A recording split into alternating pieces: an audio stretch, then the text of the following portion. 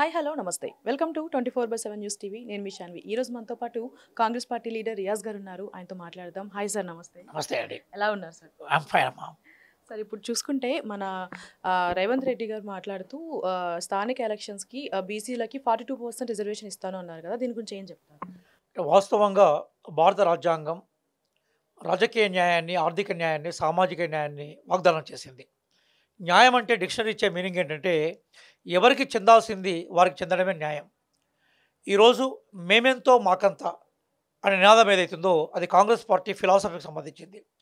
మా కేంద్ర నాయకులు మల్లికార్జున ఖార్గే గారు కానీ, రాహుల్ గాంధీ గారు కానీ ఆ దిశలోనే భారతదేశంలో బ్యాక్వర్డ్ కమ్యూనిటీస్ అంటే ఏదైతే శూద్ర మూలవాసికి సంబంధించిన కులాలు ఏవైతున్నాయో, వృత్తిపరమైన కులాలు ఏవైతున్నాయో, రాజకీయ రంగంలో కానీ, ఆర్థిక సామాజిక రంగాల్లో కానీ, విద్యా వైజ్ఞానిక ఉపాధి రంగాల్లో కానీ వారికి కావాల్సిన రిప్రజెంటేషన్ రాలేదు, వారికి కావాల్సిన ప్రాతినిధ్యం రాలేదు. ఆ నేపథ్యంలోనే వారికి కావాల్సిన వారి జనాభా తగ్గ ప్రాతినిధ్యం ఇవ్వాలనుకున్నప్పుడు గణాంకాలు జరగాలి.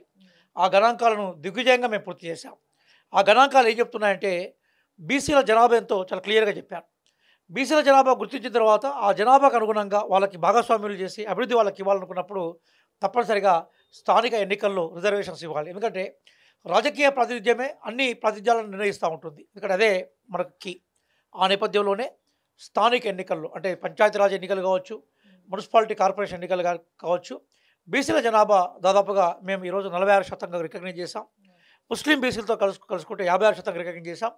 దానికి అనుగుణంగా 42% రిజర్వేషన్ని మేము ఘంటాపదంగా రేపు భవిష్యత్తులో మేము అమల్లోకి తీసుకొచ్చే ప్రయత్నం చేస్తున్నాం కూడా. అంటే ఇప్పుడు ఇవి స్థానిక ఎలక్షన్స్ కన్నా ముందే చేస్తారా? అంటే జనరల్గా ఎలక్షన్స్ నోటిఫికేషన్ కన్నా ముందే చేస్తాం కాబట్టి దీనికి ఒక 2-3 టెక్నికల్ ఇష్యూస్ ఉన్నాయి. ఒకటి అసెంబ్లీలో అది పాస్ కావాలి. అసెంబ్లీలో ఇప్పుడు చర్చ సీరియస్ జరుగుతుంది మనం మాట్లాడుకునే టైం వరకు. అసెంబ్లీలో ఆమోదం పొందుతుంది, ఎందుకంటే మాదే మెజారిటీ పార్టీ కాబట్టి. అట్లాగే మిగతా రాజకీయ పార్టీల యొక్క నగ్న స్వరూపాలు కూడా ప్రజలకు అందుబాటులో అర్థం అయ్యే అవకాశం ఉంది. కాంగ్రెస్ పార్టీ చాలా చిత్తశుద్ధితోటి బీసీలకు రాజకీయ భాగస్వామ్యాన్ని అందజేసే ప్రయత్నంలో ఉంది. నిజంగా మీకు బీసీల పట్ల చిత్తశుద్ధి ఉంటే, బీసీల ప్రాతినిధ్యం పెరగాలనుకున్నప్పుడు టీఆర్ఎస్ కానీ, బీఆర్ఎస్ కానీ మీ వైఖరి ఎంతో చెప్పండి, మా బిల్లుకు సపోర్ట్ చేయండి, రేపు మా ఆర్గ్యుమెంట్ సపోర్ట్ చేయండి, లేదా మీ బీసీ వ్యతిరేకత చాటుకోండి. కాబట్టి ఎప్పుడైతే అసెంబ్లీలో బిల్ పాస్ అయిందో దీని అనుమతి కోసం కేంద్రం పంపుతాం. ఆ నేపథ్యంలోనే మేము కేంద్రం అనుమతి వచ్చిన తర్వాత స్థానిక సంస్థల్లో తప్పనిసరిగా మేము 42% రిజర్వేషన్ని అమల్లోకి తీసుకొస్తాం. సార్ ఇప్పుడు చూసుకుంటే మన తీన్మార్ మల్లన్న గారు అసెంబ్లీలో బీసీల కోసం కొన్ని మాటలు చెప్పడం జరిగింది. దాని గురించి ఏం చెప్తారు సార్? వాస్తవంగా తీన్మార్ మల్లన్న బీసీ ప్రాతినిధ్యం ఉండాలని కోరుతున్నాడు. దానికి మేమే వ్యతిరేకం కాదు. మా రాహుల్ గాంధీ గారి ఫిలాసఫీ మేమెంతో మాకంతైన ఫిలాసఫీని మాకు దిశ నిర్దేశం చేసింది రాహుల్ గాంధీ గారి. వారి ఆజ్ఞలకు అనుగుణంగానే మేము చేస్తూ ఉన్నాం.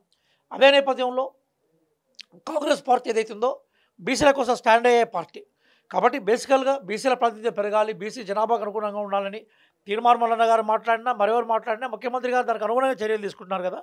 కాబట్టి రేపు ఎవరైతే బీసీ వాదాన్ని బలపరుస్తారో వారు ఖచ్చితంగా కాంగ్రెస్ పార్టీని బలపరచాలి. ఎందుకోసం అంటే దశాబ్దాల తరబడి, శతాబ్దాల తరబడి ఏ స్వప్నం అయితే ఉందో అంటే మేమెంతో మా లెక్క చెప్పండి అనే స్వప్నం ఏదైతుందో దాన్ని ఈరోజు మేము సాకారం చేసి చూపెట్టాం. కాబట్టి ఎవరైనా కూడా మేము ప్రభుత్వ పరంగా తీసుకునే నిర్ణయాలను సమర్థించాలి. తీన్మార్ మల్లన్న గారు కూడా ఆ దిశలోనే మాట్లాడుతున్నట్టుగా నేను భావిస్తున్నాను. ఇప్పుడు సీఎం అవ్వడానికి మాత్రమే బీసీల కోసం ఇట్లా మాట్లాడారనుకోవచ్చు, మీరు బీసీల ఓట్ల కోసం ఇట్లా మాట్లాడారనుకోవచ్చు. తీన్మార్ మల్లన్న గారు మీకు అట్లా చెప్పారా? అంటే తీన్మార్ మల్లన్న గారు అట్లా చెప్పారా? అంటే ఇప్పుడు ఊహాజనితమైన అంశాల మీద నేను కాంగ్రెస్ పార్టీ అధికార ప్రతినిధిగా నేను మాట్లాడలేను. ఒక వ్యక్తికి రకరకాల విజన్స్ ఉండొచ్చు. ఆ విజన్లో మా పార్టీ ఫిలాసఫీకి అనుగుణంగా, పార్టీ నాయకత్వానికి అనుగుణంగా ఉన్నప్పుడు ఆ ఫిలాసఫీని కానీ ఆ వ్యక్తులను కానీ మేము అంగీకరించే ప్రయత్నం చేస్తాం. కానీ ఊహాజనితమైన వాదాల మీద నేను అధికారికంగా స్పందించేందుకు సిద్ధంగా లేను. ఒకవేళ వారి మాటలు కానీ వారి చేష్టలు కానీ కాంగ్రెస్ పార్టీ యొక్క డిసిప్లిన్కి విరుద్ధంగా ఉన్నప్పుడు అది మా పీసీసీ చూస్తుంది, మా అధ్యక్షుడు మహేష్ కుమార్ గారు కూడా చూస్తారు. కానీ మా ఫిలాసఫీకి భిన్నంగా ఉందనేది నేను భావించట్లేదు. మేమందరం కాంగ్రెస్ పార్టీగా మేము కోరుకుంటున్నది ఏంటంటే కాంగ్రెస్ పార్టీ చాలా క్లియర్గా బీసీల అభ్యున్నతి కోసం రెడీగా ఉంది. రేపు బీసీలకు రాజకీయ, ఆర్థిక, సామాజిక, విద్యా, వైద్య, ఉద్యోగ రంగాల్లో ప్రాతినిధ్యం ఇవ్వడానికి కాంగ్రెస్ పార్టీ సిద్ధంగా ఉంది. సార్ ఇప్పుడు చూసుకుంటే రీసెంట్గా ఒక 10 మంది ఎమ్మెల్యేలు కూడా ఒక దగ్గర మీటింగ్ అయ్యారు. దీనివల్ల మన రేవంత్ రెడ్డి గారికి ఏమైనా ఎఫెక్ట్ అయ్యే ఛాన్స్ ఉందా? ఇలాంటి ఇప్పుడు మన ఇద్దరం కలిసి ఛాయ్ తాగుతామండి. మన ఇద్దరి మీద ఛాయ్ తాగడం కూడా తప్పడితే నేను ఏం చేస్తాను? వాళ్ళు ఎమ్మెల్యేలు, వాళ్ళు ఎమ్మెల్యేలు, మా పార్టీ ఎమ్మెల్యేలు కూర్చొని మాట్లాడుకోవడం తప్పని పడితే ఎట్లా ఉంటుంది? కాంగ్రెస్ పార్టీ గొప్ప డెమోక్రటిక్ పార్టీ కదా. మేము కూర్చొని ఛాయ్ తాగుతాం, భోజనం చేస్తాం, ఓరింటికి ఓరి పోతాం, చర్చలు చేసుకుంటాం. మా చర్చల ప్రతిఫలం, మా చర్చల యొక్క మొత్తం టోటల్‌గా సారం ఏముంటుందంటే, రాష్ట్ర ప్రభుత్వాన్ని సిద్ధం చేయడం, ముఖ్యమంత్రి గారిని అభివృద్ధిలో మరింత మమేకం చేసేలాగా మేము సహకరించడం అంటే సీఎం గారు ఉంటుంది. లేకుండా చేయడం. అవును. సీఎం లేకుండా ఎమ్మెల్యేలు మాట్లాడుకోకూడదా? సీఎం లేకుండా ఎమ్మెల్యేలు మాట్లాడకూడదా? సీఎంతో కలిసి మాట్లాడే విషయాలు సీఎంతో మాట్లాడతారు. అభివృద్ధికి సంబంధించి సమీక్ష చేసుకుంటూ అభివృద్ధి సమీక్ష చేస్తూ ఉంటారు. మేము ఛాయ్ తాగడానికి కూడా తప్పపడడం అనేది దుర్మార్గం అండి. మేము చాలా అభివృద్ధి వాళ్ళు ఆల్రెడీ మొత్తం టోటల్‌గా ఎమ్మెల్యేలు ఎవరైతే కలిసి ఛాయ్ తాగినారో, కలిసి రాత్రిపూట డిన్నర్ చేశారో వాళ్ళందరూ కూడా మీడియాతో మాట్లాడారు కదా! మేము ఎందుకు సమావేశమయ్యాం? ఆ సమావేశం యొక్క ఇంపార్టెన్స్ ఏంటి? మేము రాష్ట్రంలో బలోపేతమైన పరిపాలన తీసుకురావాలనుకుంటున్నాం. బీఆర్ఎస్, టీఆర్ఎస్ ఏదైతే ఈ రాష్ట్రాన్ని విధ్వంసం చేసిందో, ఆ విధ్వంస పునాదుల మీద నూతన బిల్డింగ్‌ను మేము నిర్మించాలనుకుంటున్నాం. విధ్వంస పునాదులను తొలగించి. కాబట్టి దాన్ని పాజిటివ్‌గా చూస్తాం తప్ప మేము ఎప్పుడు నెగెటివ్‌గా చూడం. అంటే ఒక మంచి కోసం చేసేటప్పుడు మన ముఖ్యమంత్రి గారికి తెలియకుండా చేయాల్సిన అవసరం. ముఖ్యమంత్రి గారికి మంచి కోసం చేస్తారన్న విషయం తెలుసు కాబట్టే ముఖ్యమంత్రి గారు బేసికల్‌గా దాని మీద ఇప్పటివరకు కామెంట్ చేయలేదు. ఓకే. మా ఎమ్మెల్యే లాంటి వాళ్ళు, మా పార్టీ ప్రజలకు మంచి పరిపాలన చేయడం కోసం కలుసుకోవడానికి కూడా తప్పడం అనేది టీఆర్ఎస్, బీఆర్ఎస్‌కి తగదు. కాబట్టి టీఆర్ఎస్ ఏరియాస్, బీఆర్ఎస్ వాళ్ళు ఏ ఒక చిన్న వెంట్రుకవాల్సిన అవకాశం ఉన్నా కూడా దాని నుంచి పొలిటికల్ లబ్ధి వాళ్ళనుకుంటారు. చివరికి వాళ్ళు ఛాయ్ కప్పును కూడా వదిలిపెట్టట్లేదు.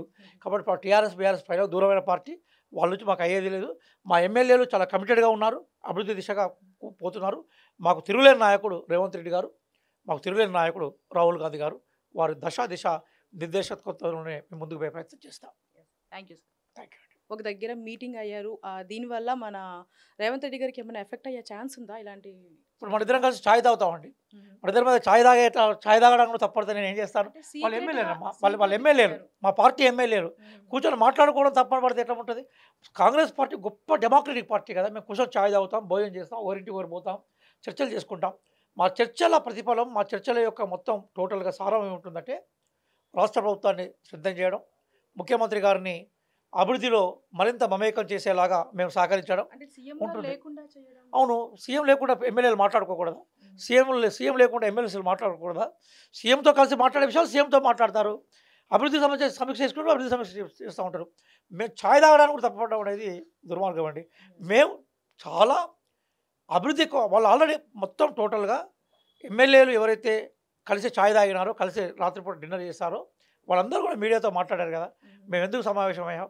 ఆ సమావేశం యొక్క ఇంపార్టెన్స్ ఏంటి?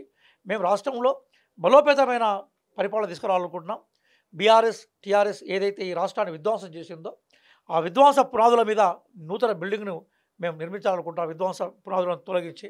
కాబట్టి దాన్ని పాజిటివ్‌గా చూస్తాం తప్ప మేము ఎప్పుడు నెగెటివ్‌గా చూడం. అంటే ఒక మంచి కోసం చేసేటప్పుడు మన ముఖ్యమంత్రి గారికి తెలియకుండా చేయాల్సిన అవసరం. ముఖ్యమంత్రి గారికి మంచి కోసం చేస్తారన్న విషయం తెలుసు కాబట్టే ముఖ్యమంత్రి గారు బేసికల్‌గా దాని మీద ఇప్పటివరకు కామెంట్ చేయలేదు.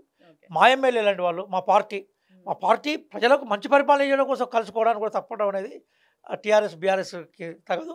కాబట్టి టీఆర్ఎస్ ఏరియాస్, బీఆర్ఎస్ వాళ్ళు ఏ ఒక చిన్న వెంట్రుకవాల్సిన అవకాశం ఉన్నా కూడా దాని నుంచి పొలిటికల్ లబ్ధి వాళ్ళనుకుంటారు. చివరికి వాళ్ళు ఛాయ్ కప్పును కూడా వదిలిపెట్టట్లేదు. కాబట్టి టీఆర్ఎస్, బీఆర్ఎస్ ప్రజలకు దూరమైన పార్టీ. వాళ్ళ నుంచి మాకు అయ్యేది లేదు. మా ఎమ్మెల్యేలు చాలా కమిటెడ్‌గా ఉన్నారు. అభివృద్ధి దిశగా పోతున్నారు. మాకు తిరుగులేని నాయకుడు రేవంత్ రెడ్డి గారు, మాకు తిరుగులేని నాయకుడు రాహుల్ గాంధీ గారు. వారి దిశ నిర్దేశకత్వంలోనే మేము ముందుకు పోయే ప్రయత్నం చేస్తాం. Thank you sir. Thank you.